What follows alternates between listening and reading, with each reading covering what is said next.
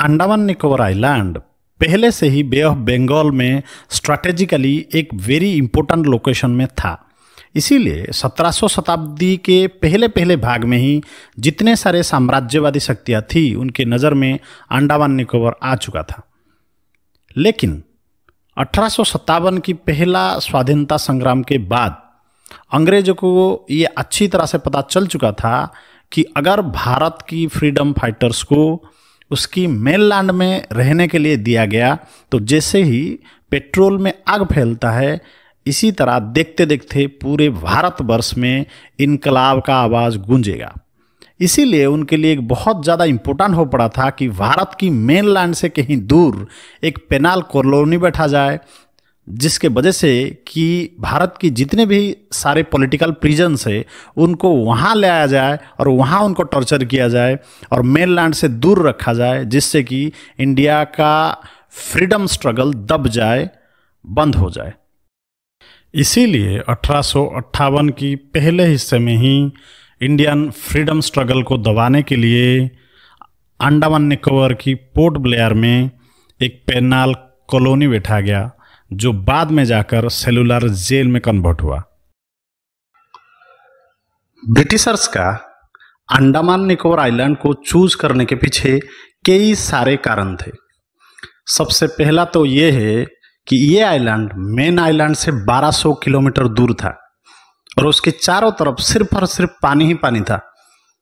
अगर गलती से भी यहाँ जेल बनता है और कोई कैदी वहाँ से भागने की कोशिश करता है तो आइदर वो डूब के मर जाएगा या फिर अंडमान निकोबार का जो आदिवासी हैं वो उसको मार ही डालेंगे। दूसरा कारण ये था कि उस वक्त की भारत में एक प्रथा प्रचलित था कि कोई इंसान अगर समुंदर पार कर देता है तो उसकी जात चली जाती थी, कास्ट चली जाती थी और उसका जो सामाजिक स्टैंडर्ड है, जो सामाजिक हैसियत है, वो चली जाती थी। तो अगर कोई भी फ्रीडम फाइटर को समुंदर पार करके अंडमान लाया जाता था तो एक तरह का उसका सोशल डिग्रेडेशन हो जाता था। तो फ्रीडम फाइटर को एक मानसिक और सामाजिक झटका लगता था। और तीसरा सबसे बड़ा कारण ये था कि अंडमान निकोबार में जो कैदियों को लाया जाएगा उनको कितना भी काम कराओ, कितना भी जंगल साफ कराओ, कितना भी इंफ्रास्ट्रक्चर करो, यहां पर कोई रोकने टोकने वाला नहीं था। मतलब कैदियों का लेबर एक्सप्लॉइट करने का पूरा मौका अंडमान में था। इसीलिए ब्रिटिशर्स अंडमान को सेलुलर जेल के लिए चूज किए। दिसंबर 1857 में डॉक्टर फेडरिक जे मोवाट, जो कि एक जेल सेटअप करने के एक्सपर्ट थे, उनकी अगुवाई में एक कमिटी एक पेनाल कॉलोनी बैठाने के लिए एक सुइटेबल लोकेशन ढूंढते ढूंढते अंडमान जाके पहुंचते हैं। मार्च 1858 तक मेजर जेम्स पैटिसन वॉकर सिपाही विद्रोह में पकड़े जाने वाले 200 फ्रीडम फाइटर्स की पहला बैच लेके अंडमान के वाइपर या आइलैंड में पहुंचते हैं।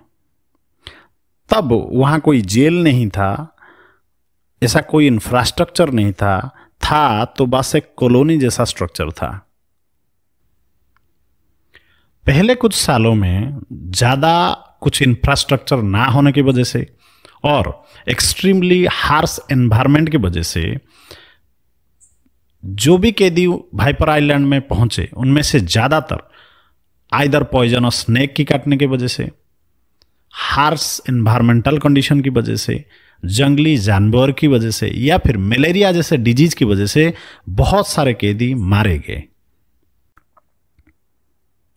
पहले कुछ सालों में प्रिजनर्स वाइपर आइलैंड से बार बार भाग जाते थे। मार्च 1858 से अप्रैल 1858 उन 1-1.5 महीना में लगभग 600 कैदी वहां से भागने की कोशिश की।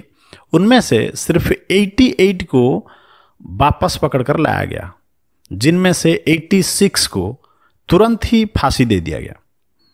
बाकी जो लोग भाग गए वो सब आइदर समुंदर में डूब के मर गए या फिर उनको अंडमान की जो मूल आदिवासी थे वो लोग उनको मार दिए। लेट 19th सेंचुरी में जैसे जैसे इंडियन इंडिपेंडेंस मूवमेंट मोमेंटम पकड़ता गया, ऐसे ऐसे ब्रिटिश अथॉरिटीज को एक आइसोलेटेड और मोर सिक्योर फैसिलिटी बनाने का जरूरत महसूस होता गया। अब ब्रिटिश सरकार का ये था कि किसी भी तरह एक ऐसा जेल बनाया जाए कि इंडियन फ्रीडम फाइटर्स का स्पिरिट, उनका जज्बा को तोड़ा जाए, उनको एक दूसरे से बातचीत करने से रोका जाए और उनको सॉलिटरी कन्फाइनमेंट यानी कि एकांत कैद में रखा जाए। इसीलिए 1896 में सेलुलर जेल का कंस्ट्रक्शन शुरू हुआ। सेलुलर जेल को मोस्ट पॉपुलरली काला पानी के नाम से जाना जाता था। काला पानी यानी कि ब्लैक वाटर। उसके पीछे 3 कारण थे क्यों उसे काला पानी बुलाया जाता था। सबसे पहला कारण, इंडियन सोसाइटी में काल का मतलब होता है डेथ। जितने भी सारे कैदी काला पानी यानी कि सेलुलर जेल में जाते थे, उनमें से 90% से भी ज़्यादा कैदी वापस नहीं आते थे, क्योंकि सेलुलर जेल का जो टर्चर होता था, असहनीय अत्याचार होता था, उसको सह नहीं पाते थे, वो मर ही जाते थे। तो मैक्सिमम लोगों का डेथ हो जाता था, उनका काल आ जाता था, इसीलिए उसको काला पानी भी बोला जाता है। दूसरा कारण यह है कि सेलुलर जेल में जो अमानवीय अत्याचार, अत्यधिक कठिन शारीरिक परिश्रम और इनह्यूमन सर्कमस्टांसेस, ये सारे के सारे एक कालेपन को दर्शाते हैं, एक डिप्रेशन की तरफ दर्शाता है, एक डार्कनेस की तरफ दर्शाता है। इसीलिए भी उस एरिया को काला पानी बोला जाता था। और तीसरा और सबसे बड़ा कारण, उस वक्त की समाज में लोग ये मानते थे कोई इंसान अगर समुद्र पार कर दिया तो वो विधर्मी बन जाता था। तो कोई भी फ्रीडम फाइटर को अगर मेनलैंड से लाके यहां तक पहुंचा दिया जाता था तो कहीं ना कहीं उसका एक सोशल डिग्रेडेशन घटता था। पर यही अंग्रेज चाहते थे। अगर किसी भी तरह वो इंसान जिंदा बच के वापस मेनलैंड चला भी जाता था तो उसका जो कम्युनिटी होता था, उसका जो समाज होता था, उसको वापस उसी तरह ग्रहण नहीं कर पाता था जैसे पहले करता था। जिससे कि क्या होता था कि उस इंसान अपना रूट, अपना कम्युनिटी से अलग थलग पड़ जाता था। एक तरह से उसके जिंदगी में हमेशा एक काला छाया रहता था। इसीलिए भी सेलुलर जेल को काला पानी बुलाया जाता था। काला पानी शायद ही दुनिया का वन एंड ओनली जेल होगा जिस जेल को कैदी खुद अपने लिए बनाए थे। सेलुलर जेल का कंस्ट्रक्शन 1896 से शुरू हुआ और अलग अलग फेज के बाद it completed in 1900। Cellular Jail की बनावट पेंसिल्वानिया सिस्टम या फिर आप कह सकते हैं सेपरेट सिस्टम थ्योरी से प्रभावित था। यानी कि जेल की बनावट इस प्रकार का था कि हर एक कैदी एक दूसरे से संपूर्ण रूप से अलग यानी कि आइसोलेट होकर रहेंगे।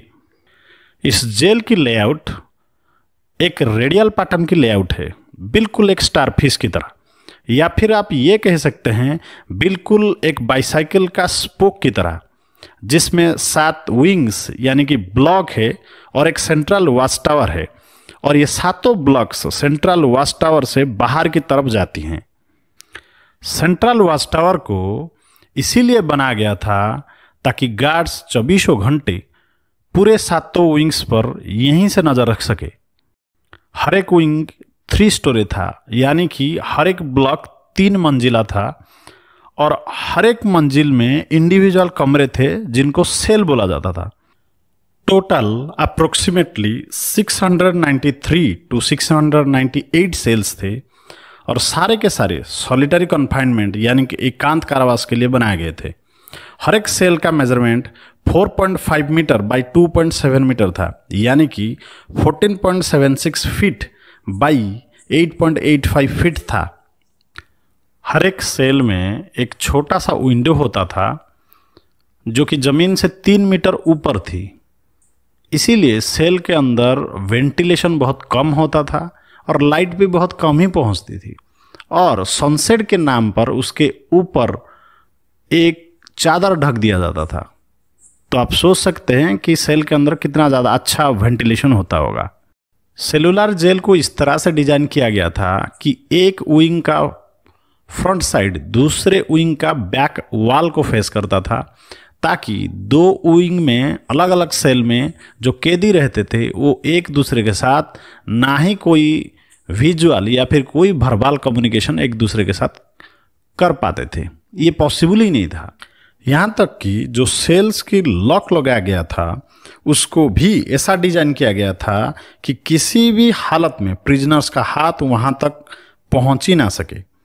यानी कि एक प्रिजनर को अकेले घुट घुट कर मरने के लिए हर एक व्यवस्था सेलुलर जेल में काला पानी में किया गया था। सेलुलर जेल की कंस्ट्रक्शन में पीयूष कलर्ड ब्रिक्स यानी कि गुलाबी भूरा या फिर आप बोल सकते हैं बैगनी लाल कलर की ईंटें यूज किए गए थे, जो कि बर्मा यानी कि आज के म्यांमार से मंगाए गए थे। उसके साथ साथ लोकल पत्थर और lime derived from burning coral मूंगे को जलाकर बनाया गया चूना का इस्तेमाल इस जेल को बनाने में यूज किया गया था। एक बहुत ही बड़ा बेल सेंट्रल वॉच टावर में लगाया गया था, जिसको सुबह एक बार प्रिजनर्स की डेली रूटीन शुरू होने के लिए बजाया जाता था और दूसरी बार शाम को प्रिजनर्स की डेली रूटीन खत्म होने के लिए बजाया जाता था।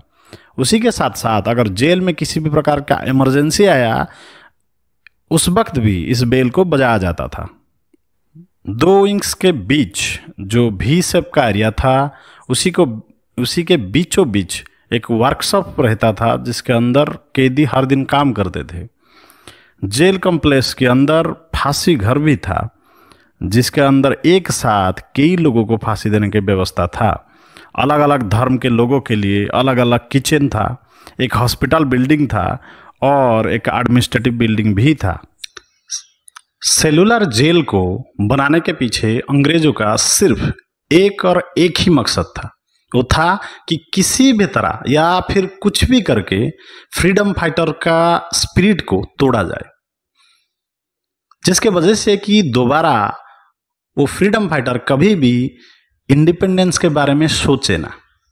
इसीलिए जितना ज़्यादा एक इंसान को टॉर्चर किया जा सकता है वो लोगों ने सेलुलर जेल में काला पानी में वो किया। कैदियों का हर दिन का सुबह 6 बजे सेलुलर जेल के सेंट्रल वॉच में सेंट्रल टावर में जो घंटी था उसको बजने के साथ ही शुरू होता था और शाम 6 या 7 बजे जब सेंट्रल टावर का बेल दोबारा बजता था तब उनका रूटीन खत्म होता था। सेल की लॉक शाम की 6 बजे से लेकर सुबह की 6 बजे तक बंद रहता था। सेल के अंदर कोई टॉयलेट फैसिलिटी नहीं था। प्रिजनर्स को एक छोटा सा मिट्टी का पात्र दिया जाता था जिसको रात में पेशाब के लिए यूज कर सके, लेकिन वो पात्र इतना ज़्यादा छोटा था कि कोई इंसान अगर एक बार भी उसके अंदर पेशाब कर दे तो निकल के ज़मीन पे गिर जाता था। सोचिए अगर एक इंसान को दोबारा पेशाब लगा या फिर उसके पेट के खराब होने के कारण उसको लैट्रिन जाने की ज़रूरत पड़ा तो इंसान वो क्या करेगा। वो पूरा रात चिल्लाता रहता था, लेकिन सेल का दरवाज़ा नहीं खुला जाता था क्योंकि वहाँ पे जो जमादार थे, जो गार्ड्स थे, उनको अलाउड ही नहीं था दरवाज़ा खोलना। एक बार इमेजिन करिए एक सिचुएशन कि एक आदमी का पेट खराब है, जो सच में कई सारे कैदियों के साथ होता था क्योंकि सेलुलर जेल का खाना बहुत ही ज़्यादा घटिया था और कई सारे कैदियों को बार बार डायरिया होता था। तो सोचिए एक डायरिया पेशेंट जो एक 4.5 मीटर इंटू 2.7 मीटर का एक कोठरी में बंद है और सारी रात डायरिया के वजह से उसका लैट्रिन होता रहता है, लेकिन वो बाहर नहीं जा सकता और उस सेल में वेंटिलेशन भी अच्छी तरह नहीं है क्योंकि छोटा सा विंडो है जो कि 3 मीटर ऊपर है। तो उस आदमी का सिचुएशन कैसा रहता होगा। वो वहीं पे अपना स्टूल निकाल के वहीं पे पूरा रात बैठा रहता होगा और सुबह जब सेल का दरवाज़ा खुलता होगा तो सबसे पहले साफ सफाई नहीं, सबसे पहले मार दिया जाता था, उसको बहुत ज़्यादा पीटा जाता था। उसके बाद जाकर वो अपना खुद का सेल साफ करता था। कैदियों को सोने के लिए एक काठ का पट्टा दिया जाता था, वुडन प्लैंक दिया जाता था और सिर्फ एक ही कंबल दिया जाता था और रूम के अंदर कोई लाइट की व्यवस्था नहीं थी। सुबह 6 बजे से 10 बजे तक कोल्हू का बेल की सजा मिलता था। कोल्हू का बेल एक ऑयल ग्राइंडिंग मशीन है जिसके बीच में एक एक्सिस होता है। एक्सिस के चारों तरफ एक हैंडल लेके घूमना पड़ता है ताकि बीच में कोकोनट या फिर मस्टर्ड जो भी रखा हुआ है वो पिस जाए और उससे ऑयल निकले। जनरली कोल्हू का जो हैंडल होता है उसे बेल लेकर एक्सिस के चारों तरफ घूमते हैं, लेकिन काला पानी में कोल्हू के अंदर नारियल डाला जाता है और हैंडल को घुमाने के लिए बेल की जगह इंसान को यूज किया जाता था और नॉन स्टॉप 4 घंटे तक उनको उस एक्सिस के चारों तरफ घूमना पड़ता था। कोई भी अगर रुकने की कोशिश किया या फिर थकने का व्यवहार दिखाया तो उसको इतना ज़्यादा मारा जाता था कि उसे हम ब्रूटल टॉर्चर का नाम आराम से दे सकते हैं।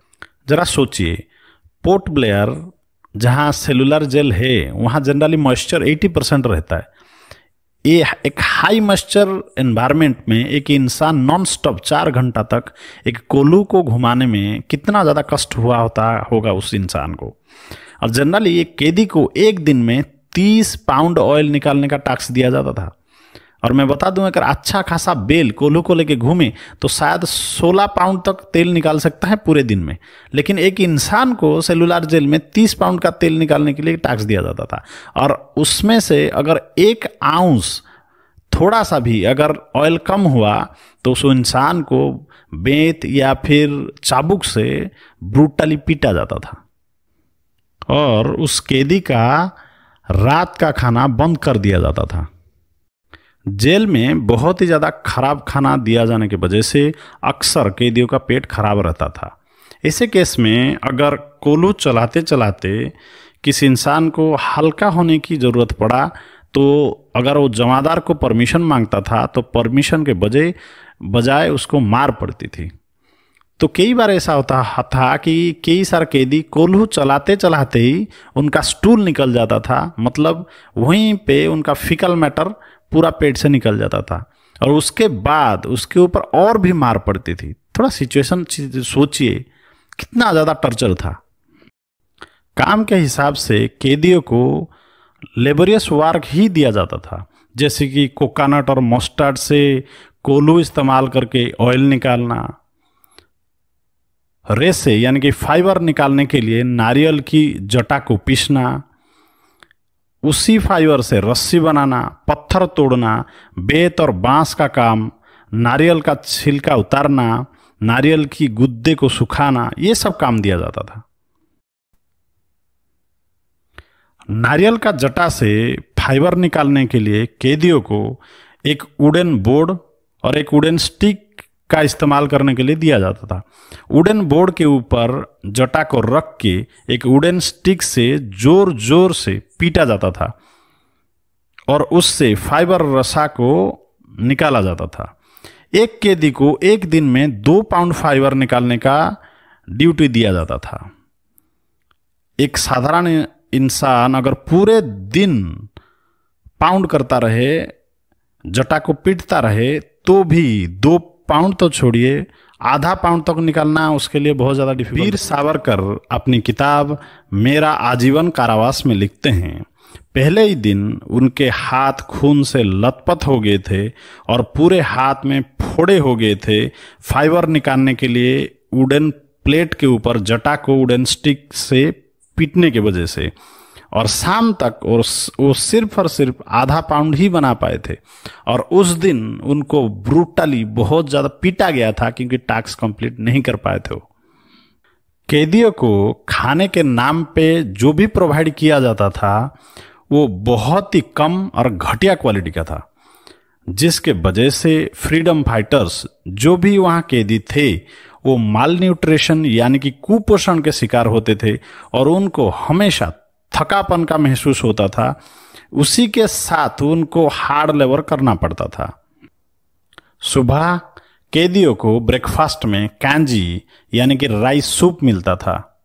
श्री विजय कुमार सिन्हा, जो कि भगत सिंह के दोस्त थे और क्रांतिकारी भी थे, जिनको कालापन की सजा हुई थी, वो अपना किताब इन अंडमान्स द इंडियन बेस्टिली में लिखते हैं कि जो कांजी या राइस सूप उनको प्रोवाइड किया जाता था उनमें सफेद मरे हुए कीड़े तैरते रहते थे, जिसको देखने के बाद कैदी उसे खा नहीं पाते थे। आगे विजय कुमार सिन्हा लिखते हैं, जो डाल उन्हें खाने के लिए दिया जाता था वो मडी वाटर यानी कि बारिश की मटमल्ला पानी की जैसा दिखता था, जिसमें दाल की एक दाना भी नहीं था। खाने के लिए जो आटा, चावल और दाल का इस्तेमाल होता था वो सड़ा हुआ और अखाद्य होता था। कैदियों का खाना बनाने के लिए सालों पुरानी उत्पादनों का इस्तेमाल किया जाता था। उस टाइम पे जो ग्रोसरीज होते हैं वो रेगुलर बेसिस पे नहीं आती थी। कहीं कोई 6 या 1 साल में एक बार एक जहाज मेनलैंड से खाद्य सामग्री लेके पोर्ट ब्लेयर आता था, इसीलिए खाद्य सामग्री को स्टोर करना बहुत जरूरी था उस वक्त। लेकिन कैदियों की खाने के लिए जो खाद्य सामग्री जहां पर रखा जाता था वो बहुत ही ज्यादा गंदा प्लेस था। वहां पे चूहे और दूसरे जानवर का बोलबाला था। वीर सावरकर अपना किताब मेरा आजीवन कारावास में लिखते हैं, वेजिटेबल के नाम पर जंगली घास और पेड़ की टहनियां को गर्म करके उसमें थोड़ा सा नमक डाल के कैदियों को दिया जाता था। उसको खाने के लिए जब लोग जाते थे तो अक्सर उसमें सेंटीपेड्स यानी कि कान खजुरा या फिर कटे हुए सांप के टुकड़े मिलते थे। पानी की व्यवस्था भी बहुत खराब था। कैदियों को समुंदर की नमकीन पानी से नहाने के लिए बोला जाता था, जो पास के एक टैंक में स्टोर करके रखा जाता था। कुल्ली की बेल के दौरान कैदियों को बार बार प्यास लगता था, लेकिन उन 4 घंटों में सिर्फ और सिर्फ 2 कप पानी अलाउड था।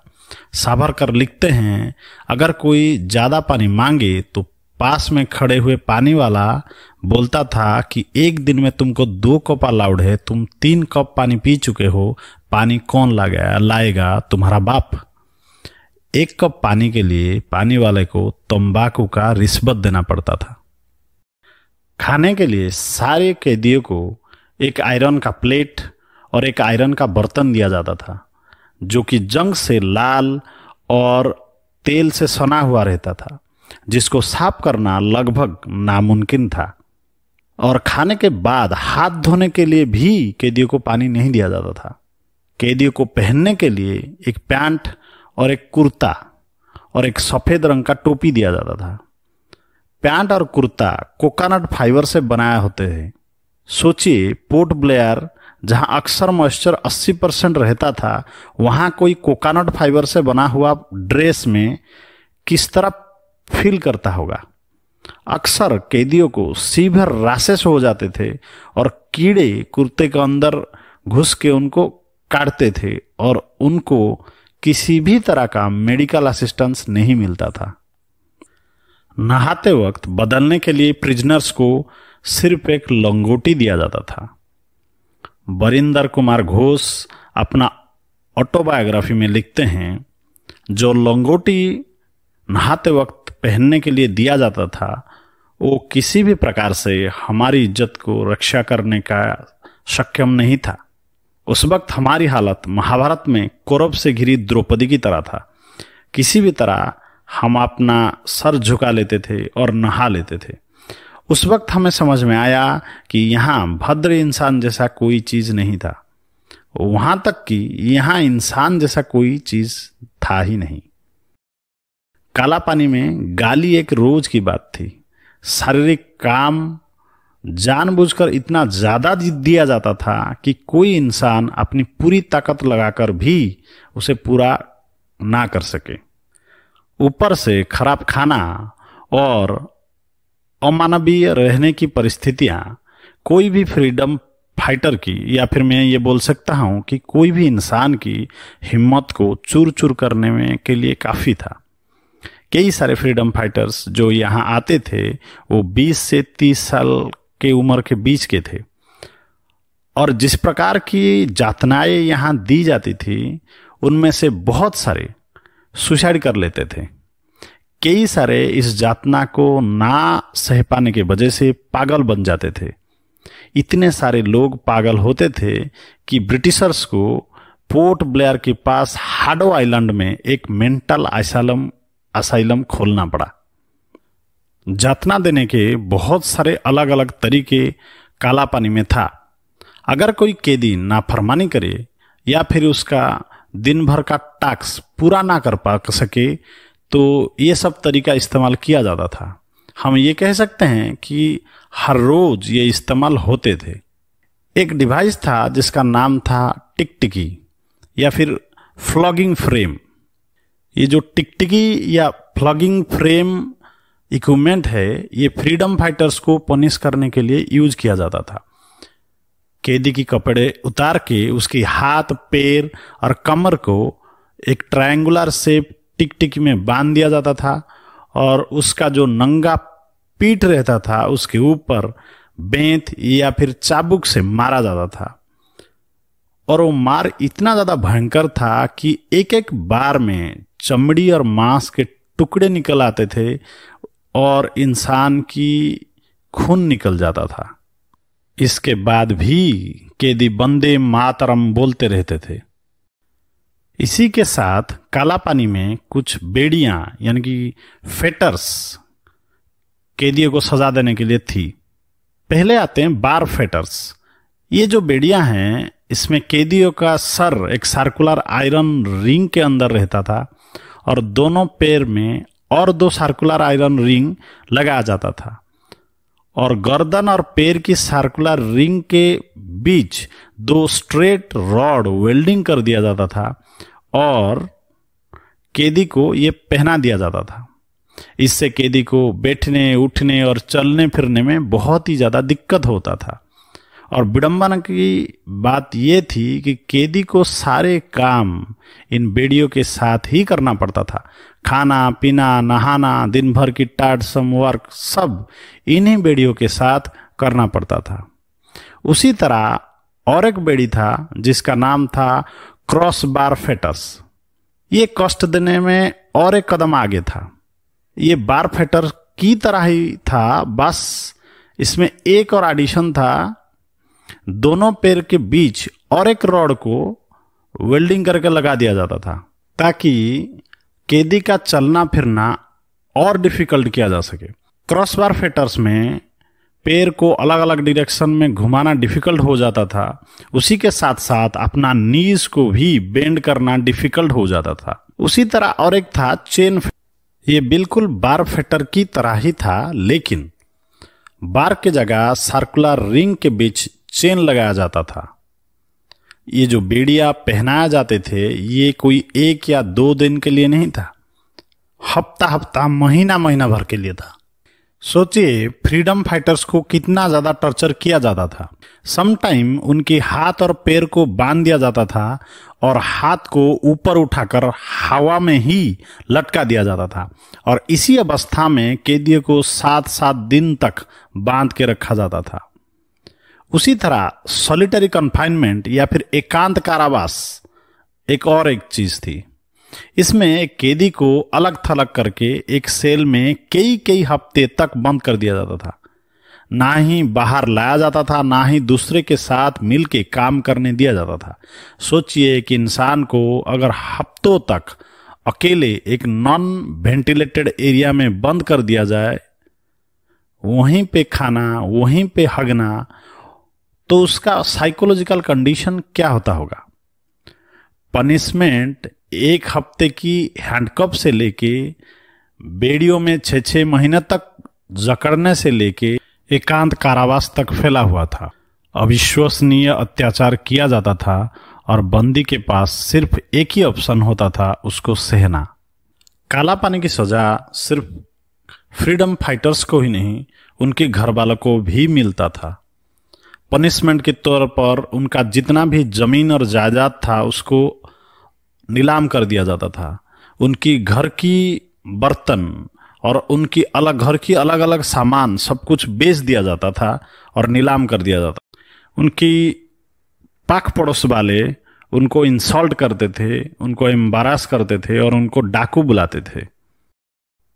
काला पानी में प्रिजनर्स को पूरे साल में सिर्फ एक ही लेटर घर भेजने का परमिशन था। लेकिन उसमें भी एक शर्त ये था कि अगर 1 साल में एक कैदी कोई भी एक पनिशमेंट पाया हो तो वो एक लेटर भी नहीं लिख सकता। मतलब सोचिए, अगर एक कैदी टैक्स करते वक्त दूसरे कैदी से बात भी कर लिया तो उसको गलत माना जाता था और एक पनिशमेंट दिया जाता था। उसका मतलब ये हुआ कि काला पानी से एक भी लेटर कैदी का घर वापस नहीं जाता था। और ये जो लेटर था उसमें अगर कोई लिख भी देता था साल में, तो उसमें कोई भी पॉलिटिकल मैटर आप डिस्कस नहीं कर सकते। और ये जो लेटर था ये एक ओपन लेटर था, उसमें कोई एनवेलप नहीं था। तो जरा सोचिए, काला पानी में जो फ्रीडम फाइटर्स हमारी और आपके लिए लड़ते थे, उनको बदले में क्या चाहिए था? सिर्फ और सिर्फ आजादी। और ये कोई वस्तु नहीं था, ये एक सोच था। लेकिन कहानी अभी खत्म नहीं हुआ था। कहानी तो अभी शुरुआत हुई थी कहानी की। आखिर में हुआ क्या? जीत किसकी हुई? ब्रिटिशर्स की या फिर उन फ्रीडम फाइटर्स की जो अपना जान तक दे के एक सोच पैदा कर रहे थे जिसका नाम है इंडिपेंडेंस, स्वाधीनता। अगर जानना चाहते हैं तो आपको पार्ट 2 को देखना पड़ेगा। Keep liking, keep subscribing, keep sharing dry side, जहां पे हम कोशिश करते हैं कि हर बार कुछ ना कुछ क्वालिटी कंटेंट आपके सामने लाया जाए। Thanks a lot, keep watching dry side, bye bye.